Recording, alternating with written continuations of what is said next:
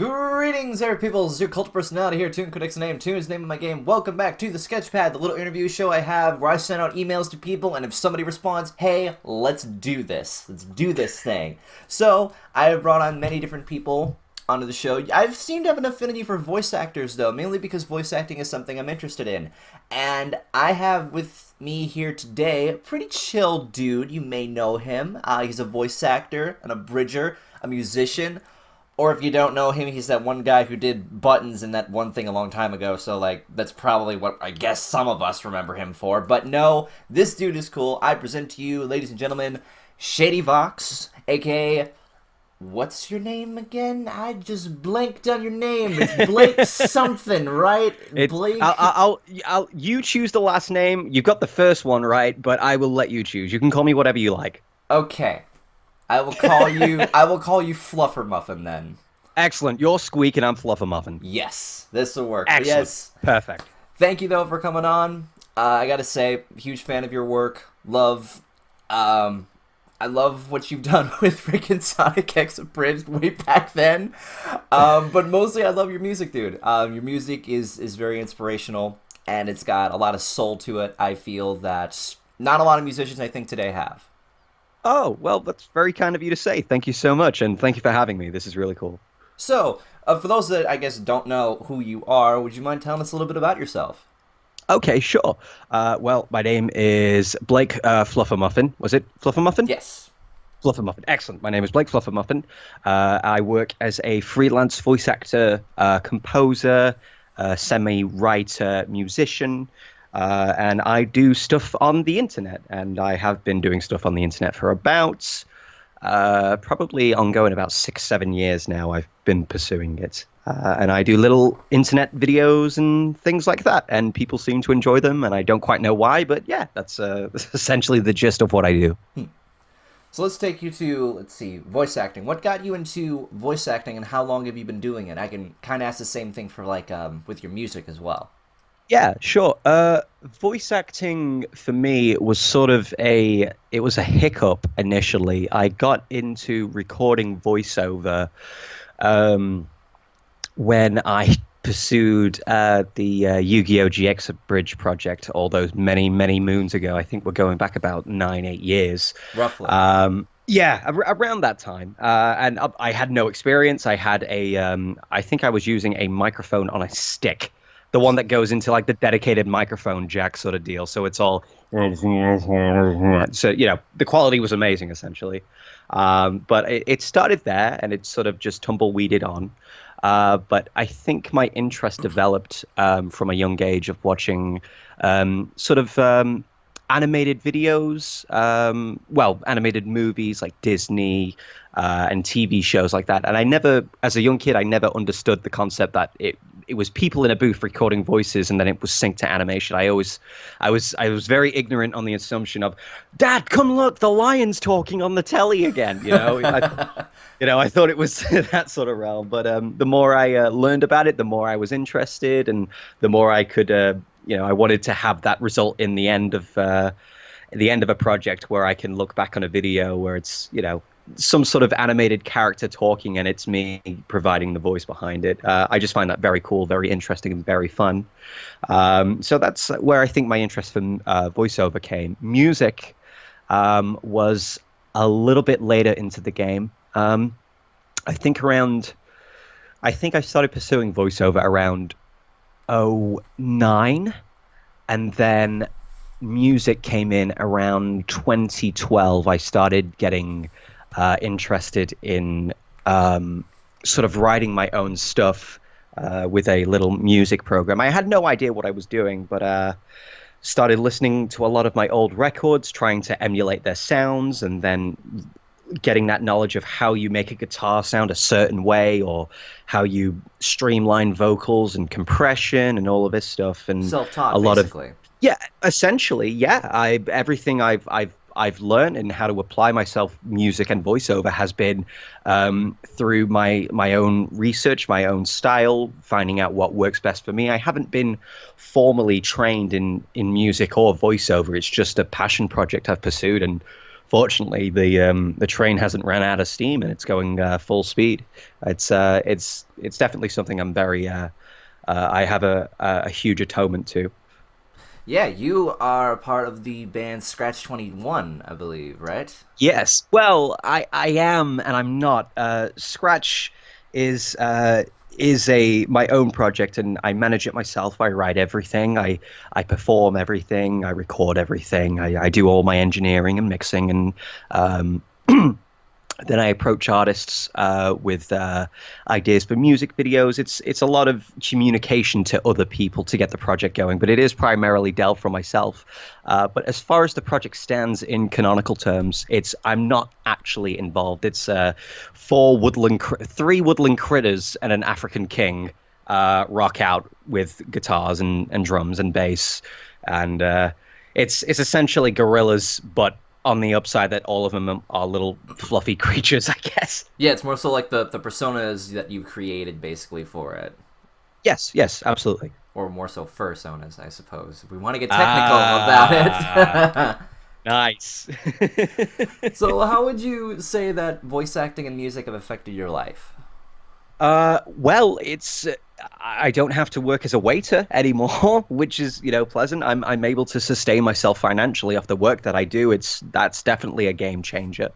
And I have clients and people whom I've never heard of contacting me semi-regularly saying, your music is, helps me in such a such situation, or your voice acting is really enjoyable, and I was wondering if I could hire you, sort of stuff.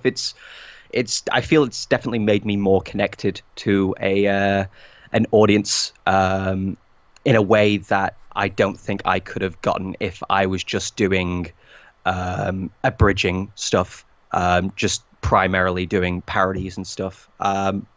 It is a wonderful thing, but now I catch myself doing voices just arbitrarily in my house because I'm stupid, just to see if they work.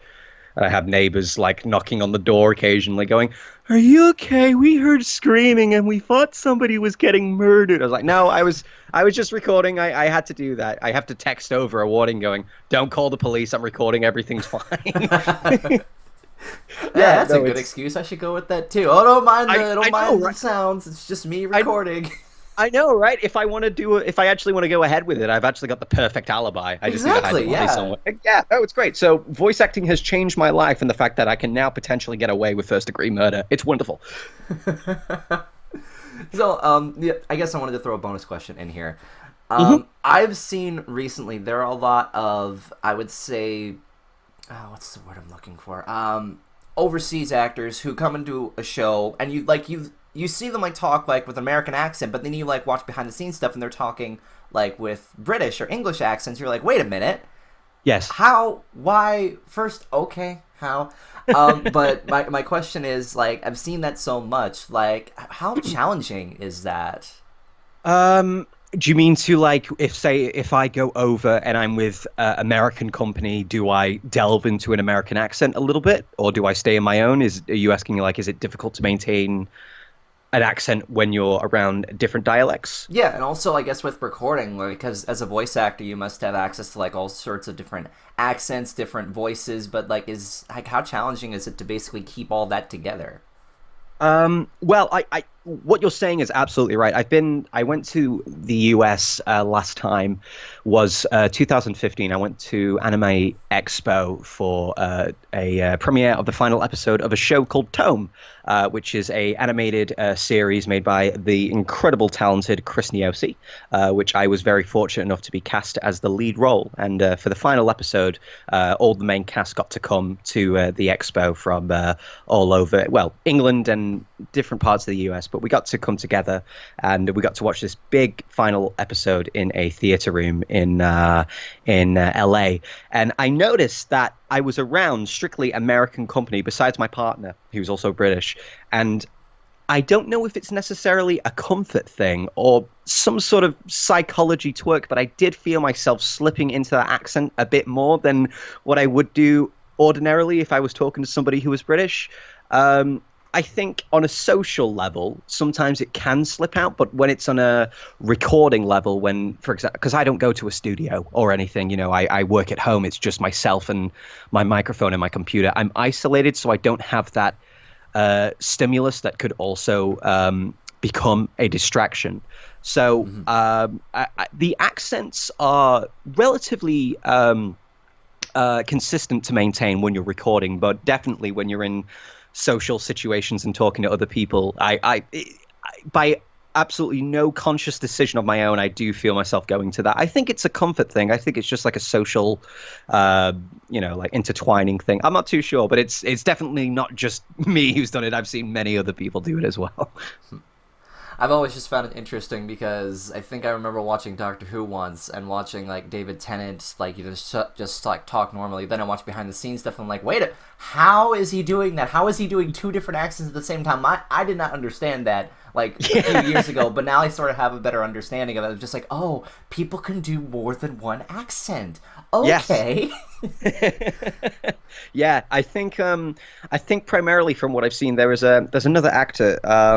Oh gosh, I can't remember his name, unfortunately, but he is primarily American when he goes in interviews, but there are behind the scenes where you see him talking to family and he just turns Scottish, and it's like really thick Scottish and you can't understand it. But I think you do sort of adapt to the accent to be better understood. I don't know, maybe. It can come off as rude sometime, like you go to America and you go, oh, hey, how are you? And you go, well, hey, how are you? It's like you're taking the piss, dude. Come on.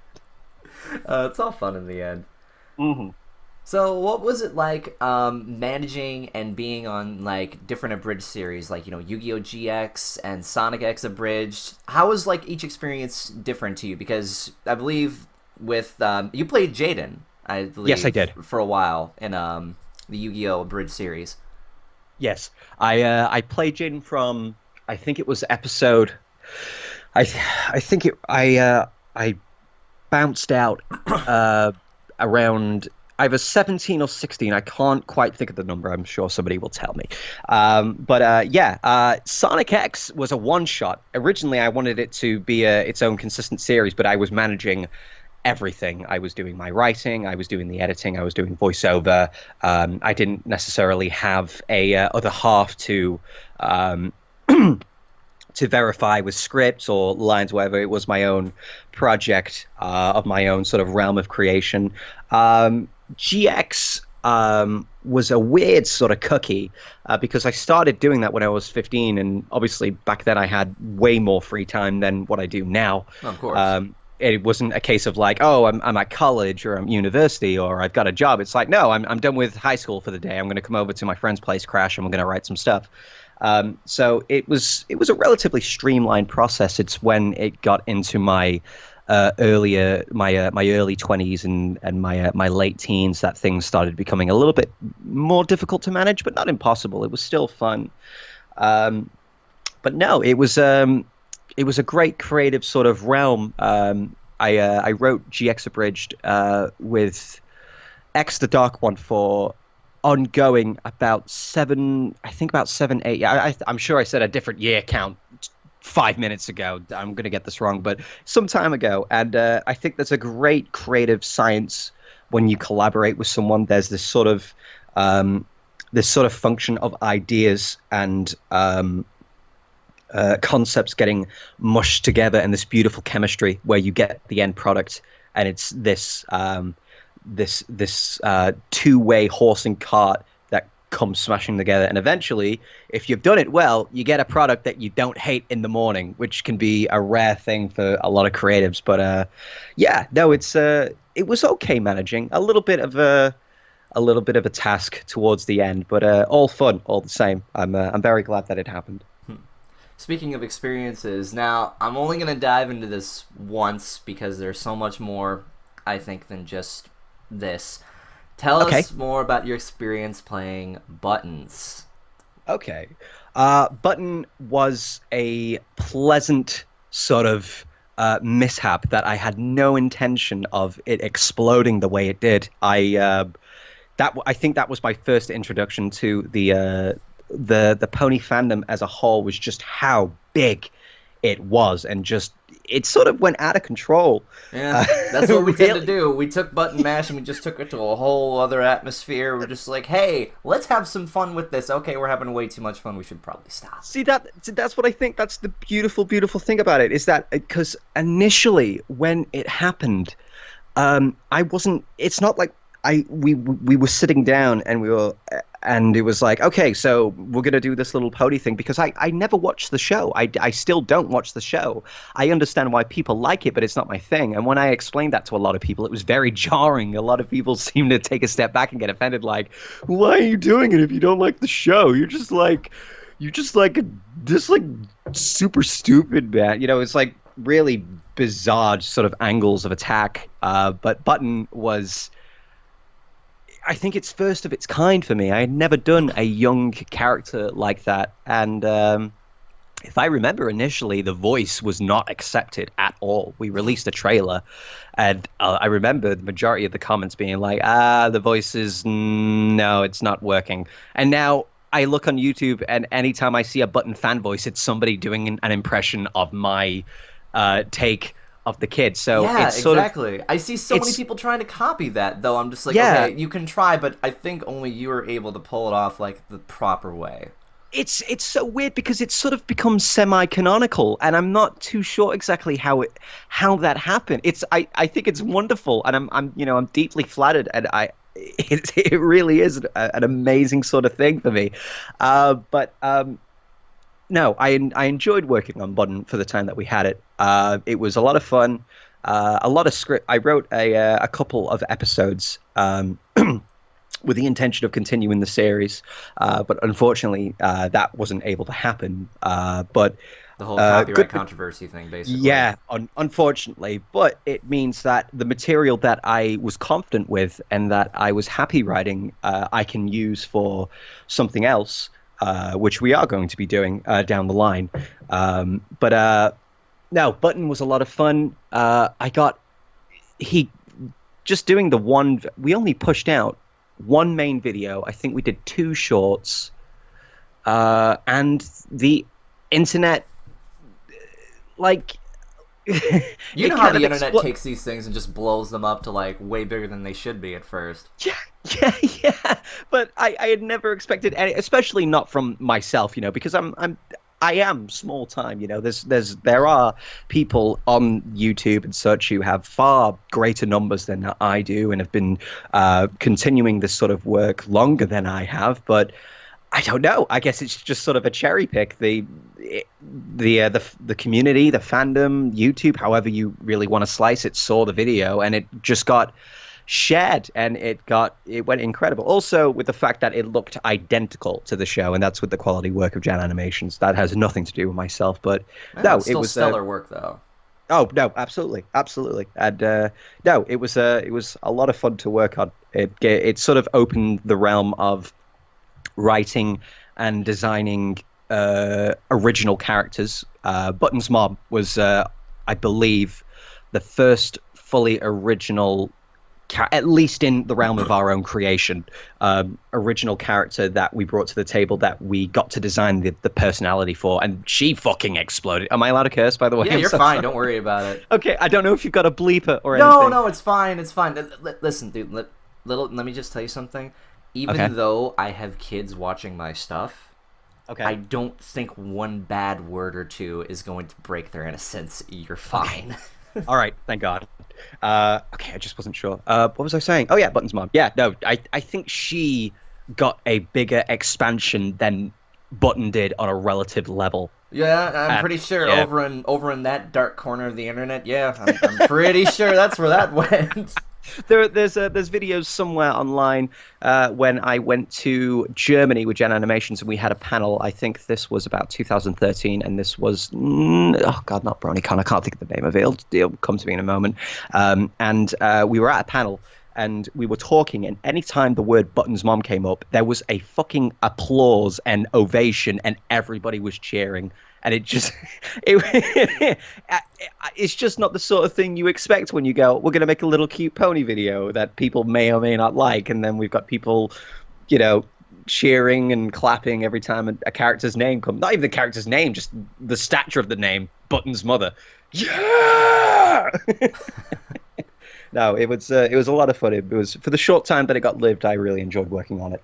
Well, that's good, because most people probably, or maybe I think depends on the character, they probably have played it so much it's just like, oh my god, just never mention this again. I never want to be a part of this ever again. Please no. But I'm glad that that was not the case. No, no, there was definitely some jarring experience. I have received questionable emails from people asking of, requests or Can you do the favors. voice? Do the voice! Just like... Essentially, yeah, the sort of, hey, my friend really likes the character button, so can you record him singing the theme from Cheers? It's like, it makes no sense. But, I appreciate being reached out to and that people have an interest in it. But no, for the short time that he got to grace the planet, I'm very thankful that he did. That's good. You actually brought up conventions. This is a little bonus question I wanted to throw in. Do you have any fun convention stories? Are we talking like awkward, weird, cool, or just like anything on that spectrum in particular? Anything on that spectrum that sticks out for you, whether it's funny or whether it was cringy or whether it was just, oh my god, never again. Oh, I don't think so. There was one particular moment in Poland. I think this was probably 2014, somewhere around there. Maybe off by a year or so.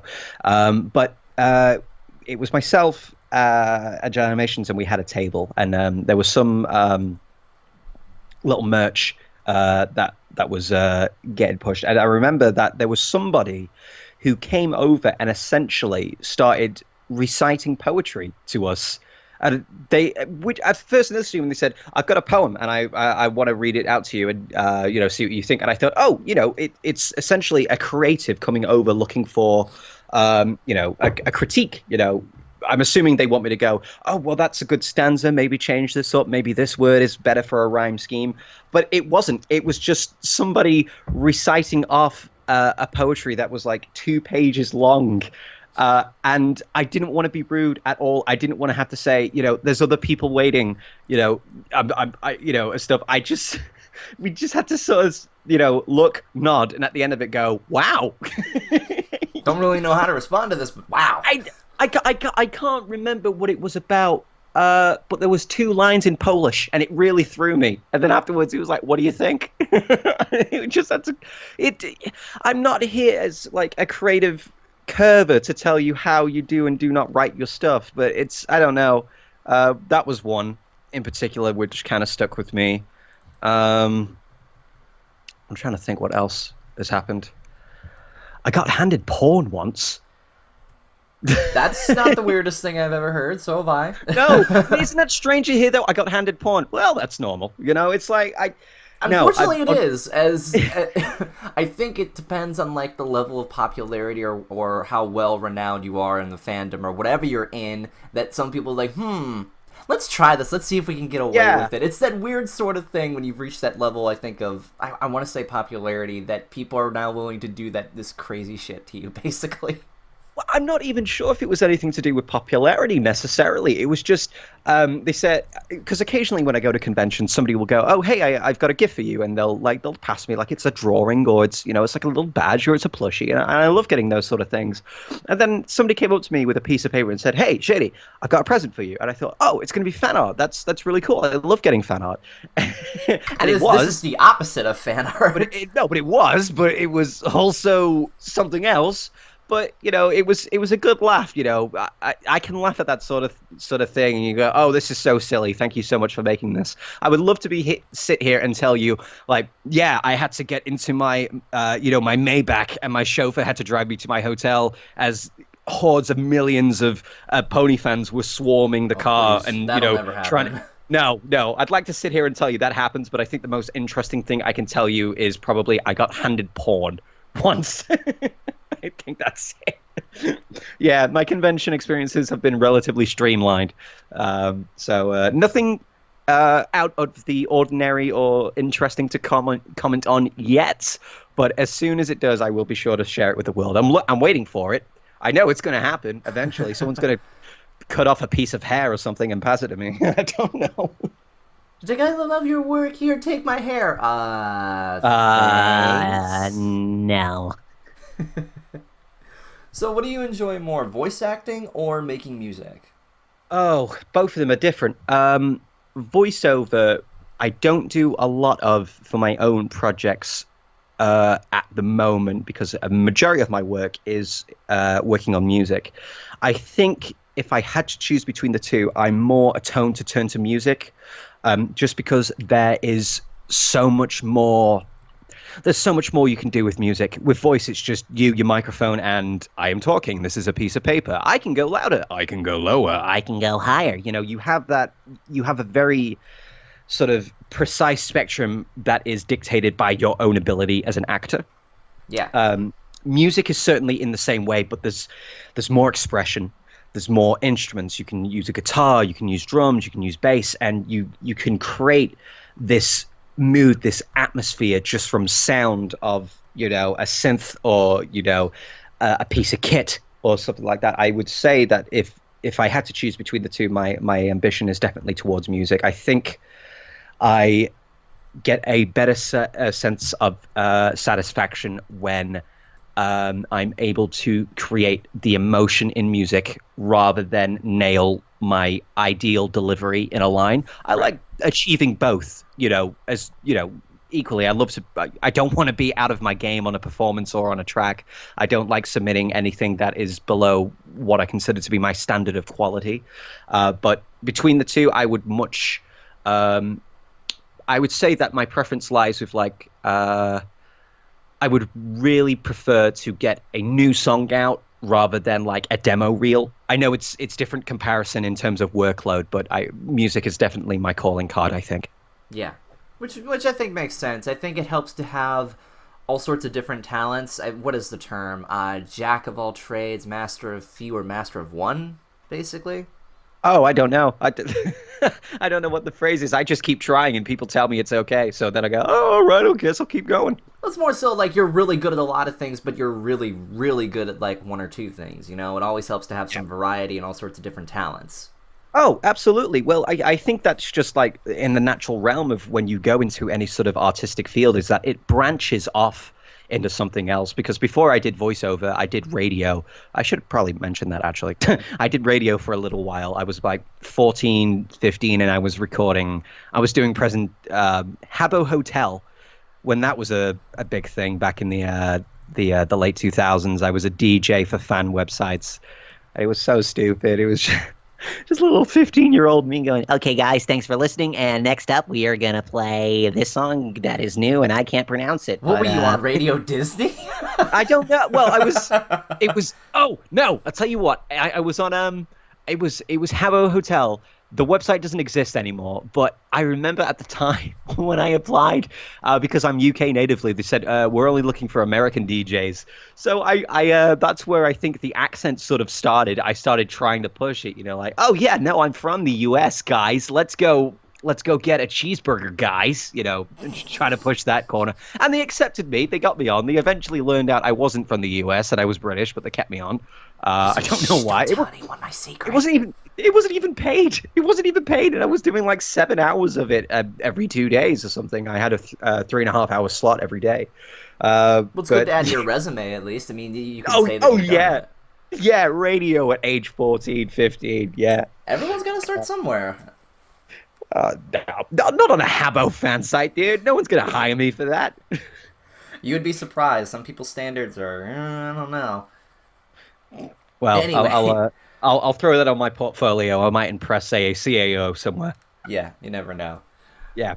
So I'm bouncing to a further question because I've just been curious. So I've just been looking at the image here that's going to go up on YouTube, the thumbnail of your lion. Can you tell us more about your persona, basically? Oh gosh, sure. Well, that's Shady. I have had him for about, oh gosh, I was 16. I remember that because I've still got a photo of a friend who drew it up for me on my 16th birthday and gave it to me as a present. I think, if I remember correctly, I essentially I'm not too sure how he came to creation. It was just a little side character. No, I'll tell you what it is. Or I'm not. I sound like I'm arguing with you. Sorry. No, no, no, it's I'll all tell you right. what it. I'll tell you something. Okay, there was a game a while back, and it was called Impressive Title. Literally, that was the name of the game, Impressive Title. I don't know if the creator thought it was a gimmick or what, if he was doing a bit, but the game was called Impressive Title. And it was essentially this online server-based, like, sandbox exploration world of canines and felines. So essentially, it's like lions, coyotes, wolves, and tigers, and you get to design your own character and stuff. And I believe I built, using the little character mod tool, I built Shady using that, and then I think my friend drew it for me. It was a Lion King style base, which is why it looks the way it does. He's sort of changed a little bit since then over the years, but yeah, it started with that, and then I started to pull back of using my own image of against my name. It's practically a not going. It's basic. What I'm saying is that I don't necessarily show myself on camera as much as I used to in my younger years. I prefer to just sort of keep the sentiment of a little mascot. I just think it's easier to manage with myself not putting. I mean, it's like it's already out there, but it's. I don't know. It's just. I think it's a. If I could talk, I'm just stammering with a brain fart here. I think it's easier for, as a creator personally, that if you put yourself out there as your person, as your face, as your character, as your personality, you sort of have to market yourself as the person that you are. Kind of like a brand. Essentially, yeah. And I'm not really a fan of doing that myself. I think that I can achieve the same thing without putting a face out there and just have it be a graphic. You know, people see a graphic and they go, oh, this creator, rather than a face and go, oh, that creator who, you know, such and such. I don't know. It's a weird mindset to have. I understand that. I guess it's because I'm a fairly private person when it comes to that. It's probably just a case of the fuss of it all. I don't know. I like him. I like sticking with him. It's just easier for me to manage. It's easier for me to just get my little artist to whip up a graphic than for me to go on video and stammer for 10 minutes trying to explain myself. I'm very bad at talking. You'll notice this through the rest of the interview. What? Nah, you're fine. Don't worry about it. Sure. Trust me. I've heard. Actually, wait, have I? Yeah, I've heard worse, so it's okay. Oh, well, I kind of want to hear this after, or during, maybe. Sure. I can remember someone who was like so bad with stammering, and I felt so bad for them because they were trying to get a question out, I think, during a panel, and they couldn't. But I was able to talk to them afterwards, and they were just like super nervous about it.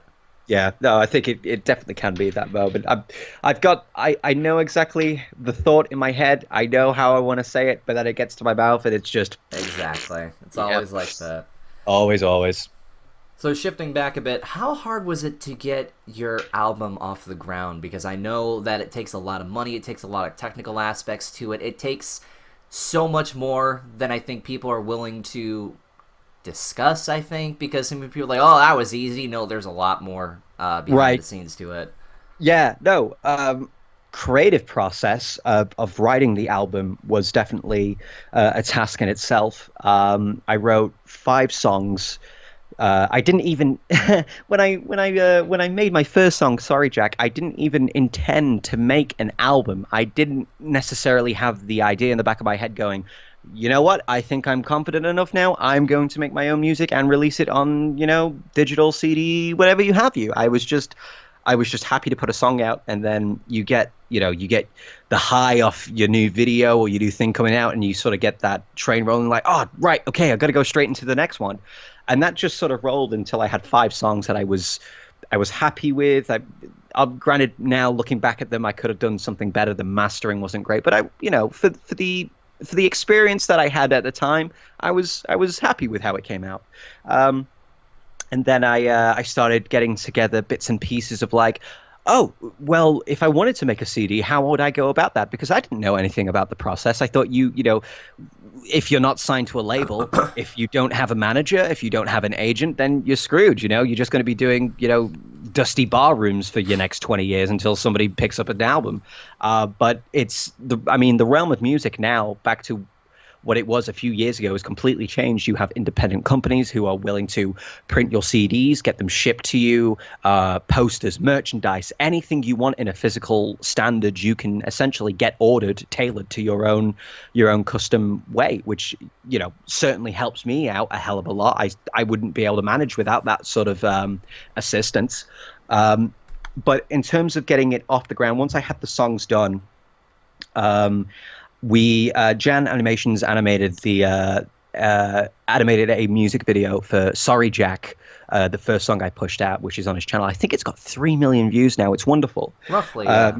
Yeah, around that point, which is still bewildering to me. I can't understand how something like that has that view count from what is my audio work.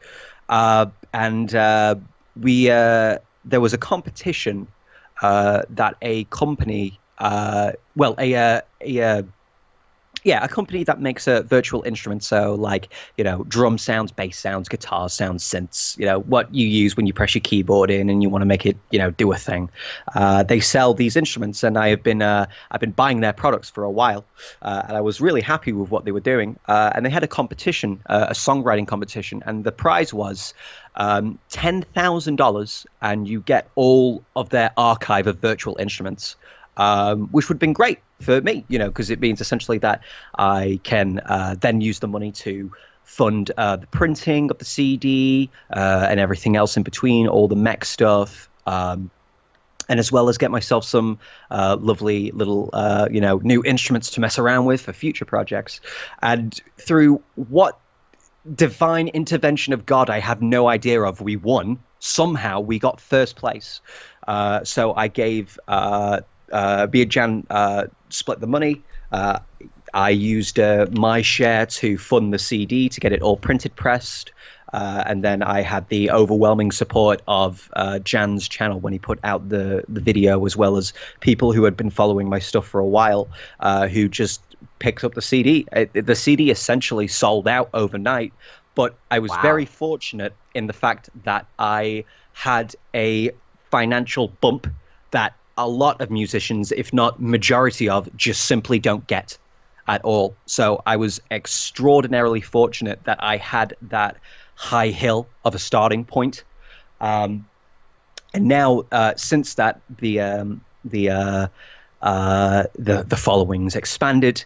There's more people who are interested from different realms outside of who have seen my work or Jan's videos, who have known me from Jan or other things. I've had people contact me who don't know about my Abridged stuff, who don't know that Scratch 21 has a curtain and a mask behind it. And it's a wonderful, fulfilling feeling that I get. But to answer it, I would like to be able to sit here and say, you know, no, it was difficult. I had to busk, I had to beg, I had to plead, I had to contact people and shamelessly push myself, but my process just simply wasn't like that. I had a very fortunate and very a very pleasant beginning that I consider myself very, very lucky to have, because I have a very wonderful circle of supportive people and friends. And I'm hoping the next record is going to be in the same realm.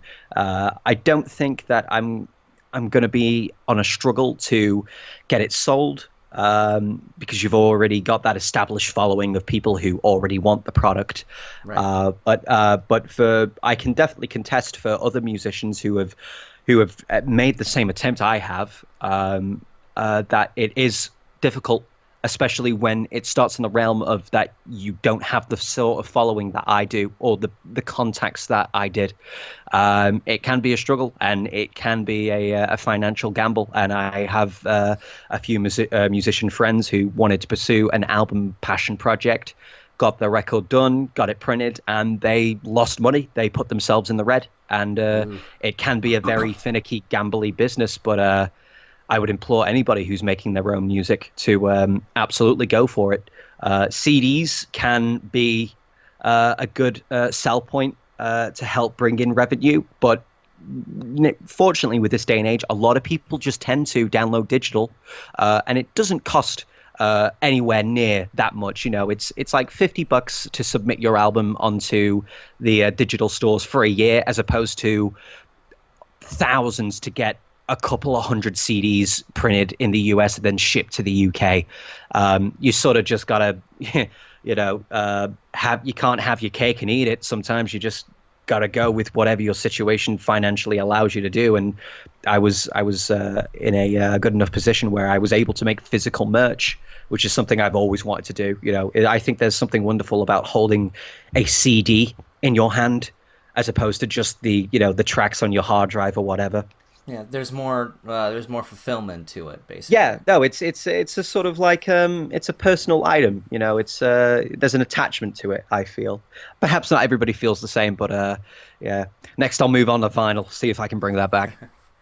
Well, we seem to have an affinity for all things retro now, so you might have a chance. For sure. You never know. Yeah. I've had a few requests, so I'll probably do a little limited pressing or something. All right, so I'm going to combine these two questions right here. What do you do on your downtime, and when it comes to getting back into, the groove of working, what helps motivate you? Oh, gosh. I don't really give myself too much downtime. Well, you obviously gave yourself about like 40 minutes to do this, so... The thing is like, yeah, but as soon as this is over, I'm back on my laptop and I'm opening up my music stuff and I've got my keyboard ready and I'm just going to be tinkering away. I don't know. I should really give myself more, opportunity away from work, but I'm too attached to the projects that I do. I really enjoy working. I feel like if I'm not working, I'm not being productive, and not being productive makes me feel bad because I feel that I've got a lot of creative things that are swimming in my head and they need to be put on paper, or I need to see them on screen because I have to do it. It's absolutely a part of me. I need to be creative. I think in my downtime, I'm trying to think what I would do. God, I'm so fucking pathetic. I just sit at my computer and work. I think I go out with a walk with my dog. What's your dog's name? Oh, he's called Luca. He's a Siberian Husky, and he's a big of a doofus as the day we got him. Yeah, he's 70 pounds of just running animal fat and fluff. He's great. Down to motivation. Motivation can be a really finicky thing for a lot of people because it's not like you wake up in the morning and you go, oh, wow, I can't wait to work on this. For a lot of people, it's a case of going, I've got to work on this. And I find that for myself, I can't just, it's not like I'm going to listen to whale music and I'm going to go, oh yeah, I'm going to do it now. I feel really inspired. It's just, you got to wake up and you go, I've got responsibilities, I've got obligations. And you sort of, well, you don't sort of, you do. I find for the lack of it, you have to force yourself, make yourself sit at your desk, get a coffee, open the project, close Reddit, do whatever, and just put yourself in it. It can be very easy to get distracted, take it away from it, maybe bounce around from different projects, and then you have 11 work in progresses and nothing getting done. And a lot of things that are being promised but not finished. And I think that can be really defeating as a creator if all you're doing is little bits of things that aren't getting finalized. You need to keep pushing something out there, and to do that, I find that it's just, you got to be your own babysitter, really. No, come on, you don't need to go and have a drink tonight. No, come on, you don't need to get pizza. Just work. You don't need to play a game. Overwatch can wait. Just do it later. Yeah, I don't know. It's discipline, really, in its own realm, I would say. Discipline, I think, helps. Lord knows procrastinators. Procrastinators have this phrase, you see, let's get together, we will stop procrastinating Tomorrow. tomorrow. Yeah. Exactly. It's something like Every- that. And that really sucks, I think.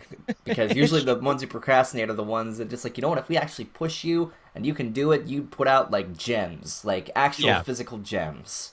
Yeah. Oh, for sure. It's just got to put in the grind. As much as the hours can be grueling, you will reap the fruits eventually. But just got to make the time for it.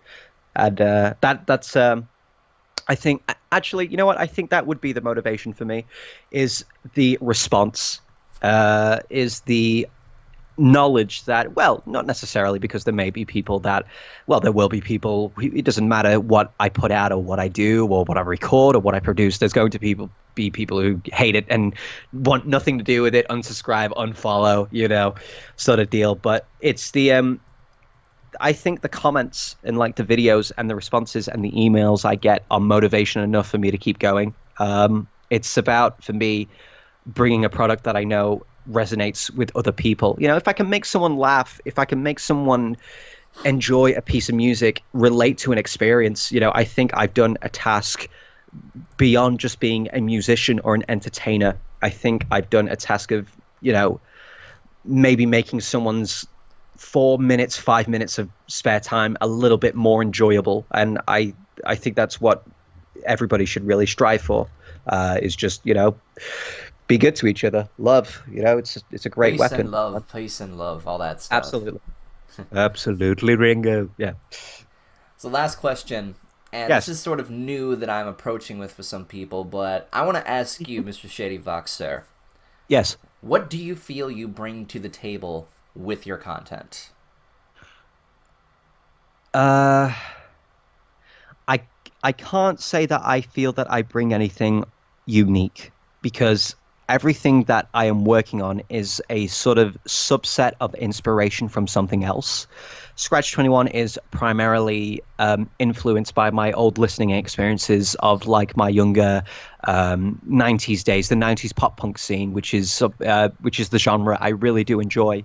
And there is that big, I think anybody can hear it really, especially in songs like Sorry Jack and Butterflies. There is a huge Blink-182 influence in there. Oh, definitely. Button, like for example, it was referring to a pre-existing show, Sonic X, and Yu-Gi-Oh! GX Abridged. It's the same thing. It's it's a parody. It's using pre-existing material. So I can't say that I necessarily bring anything unique, but I think that what I do bring is my own creative. My own creative desires, and I get to put them in a format that is digestible for the natural person. Music videos, animation shorts, music, just in general. I think that I bring a real emotion that perhaps I don't want to sound, make it sound like I'm sitting up here jerking myself off, but No, I no, think no. a You're lot all of right. a lot of music today is I sound the same. Ours was better. I think that what I bring is a relatable experience. I'm not necessarily making songs about going to the club and partying with friends. I'm writing about stuff that is important to me. Yeah. I'm not writing stuff that I know is going to be a marketable success because it's what people want of me. Right. I think once you start tailoring to doing work that is wanted of you from other people, you lose that sort of passion about what makes your project your own. And once that gets diluted, I think you lose the biggest part of what makes it unique.